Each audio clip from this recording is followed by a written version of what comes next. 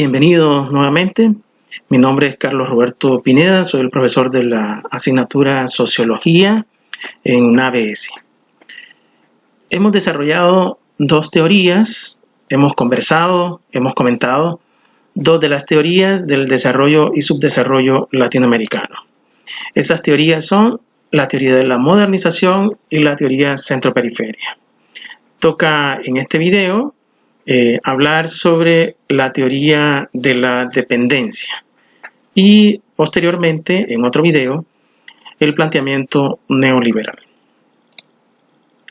Vemos allí en la fotografía bastante gráfica de la situación con relación a los beneficios que pueden lograr ciertos países con relación a otros.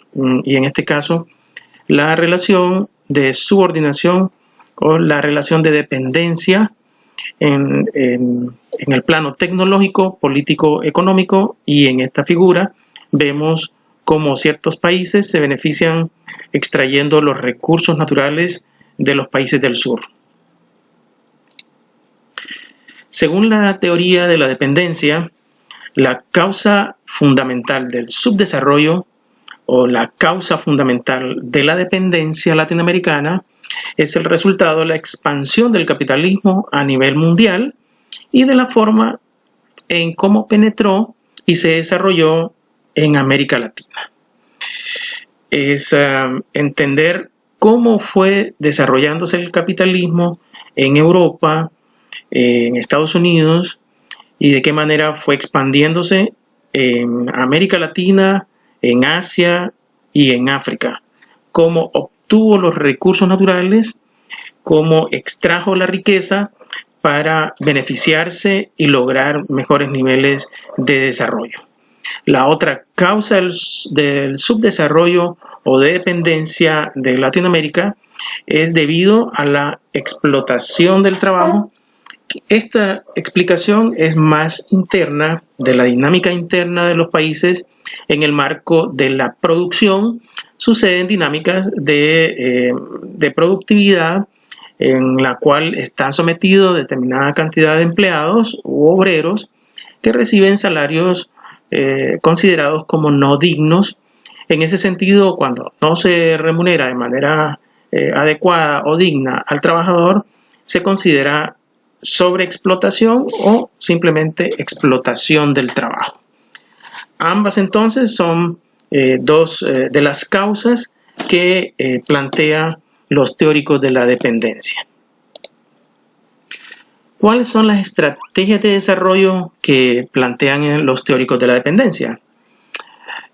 De manera general, plantean que la creación de un nuevo orden social que permita la construcción de un modelo de desarrollo capitalista en América Latina que sea capaz de superar las diversidades o, en otros términos, las heterogeneidades estructurales generadas por el capitalismo del subdesarrollo. En otras palabras, América Latina está compuesto, está integrado por diversos países en diferentes niveles de desarrollo o de subdesarrollo propiamente. Pero entendámoslo desde la perspectiva de la dependencia. Hay países más dependientes que otros. Hay algunos países con mayores capacidades productivas, con mayor capacidad de exportación y mayor influencia económica, política e incluso cultural. Para el caso Centroamérica, tiene menos influencia cultural, menos influencia política que la que puede tener Brasil o la que puede tener México en todo caso. Otro elemento en el marco de la estrategia de desarrollo o estrategias para superar la dependencia podría resolverse en el marco de un esquema de desarrollo basado en la transición al socialismo. Precisamente aquí puede entenderse dos vías a la transición al socialismo. Una vía democrática a través de elecciones, a través de la competencia de partidos que buscan instalarse en el poder político o dirigir los gobiernos nacionales. esa es una vía, la vía democrática o la vía electoral. Y la segunda vía para buscar el desarrollo o superar la dependencia es la búsqueda del socialismo a través de la revolución. En el caso de Cuba, Nicaragua son ejemplos concretos de revoluciones en América Latina. Y en el caso de Chile del 73, pues fue golpeado duramente a través de un golpe de Estado de Augusto Pinochet contra el presidente Salvador Allende, que estaba impulsando políticas de nacionalización de los recursos. Precisamente había llegado al poder a través del voto electoral, a través de la vía democrática hacia el socialismo.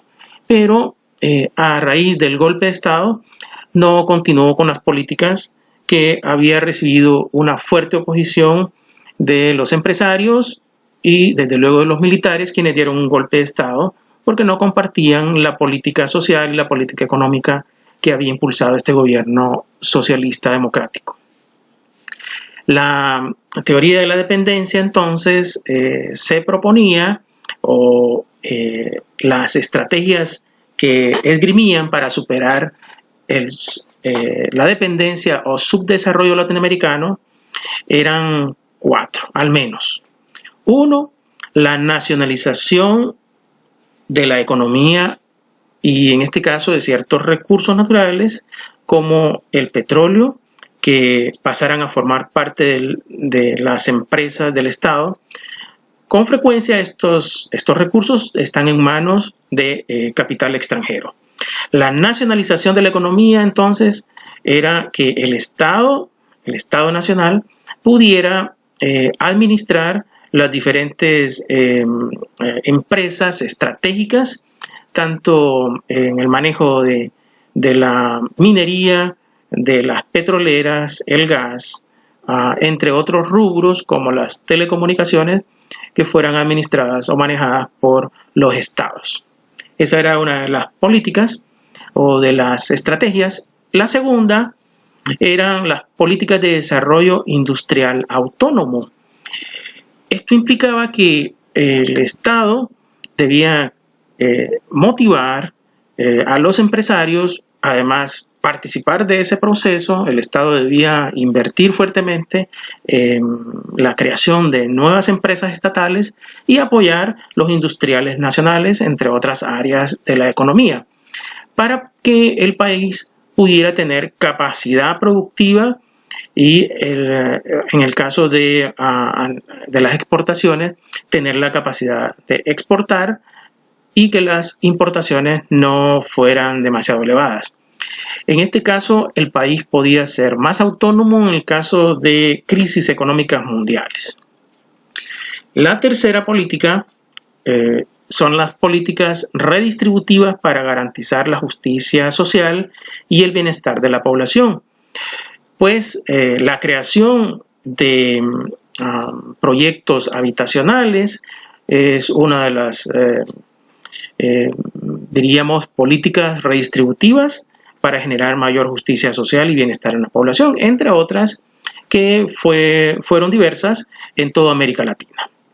La cuarta es el papel del Estado desarrollista. El Estado entonces debía convertirse en un promotor del desarrollo en todos los aspectos posibles, incluyendo, al igual que la teoría centro-periferia, el manejo de la planificación, la formulación de planes de desarrollo, integrando los diversos sectores sociales y productivos. ¿Cómo podemos evaluar la teoría en la práctica? Bueno, podemos decir que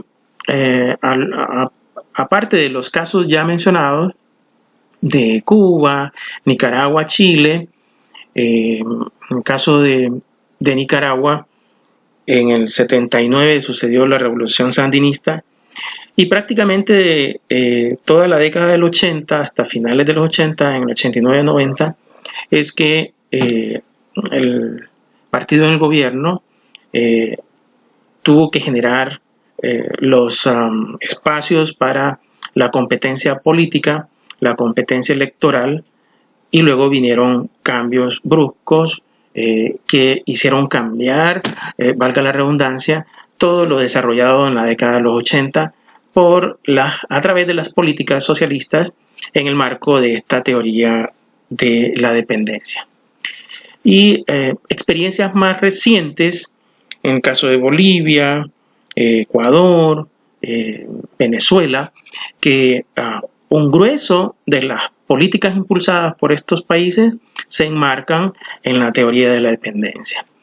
Por un lado, lograron superar ciertas dificultades estructurales como la disminución de la pobreza y mejoraron la capacidad del Estado en la inversión social. Y eso lo lograron a través de los recursos generados con la nacionalización de los recursos.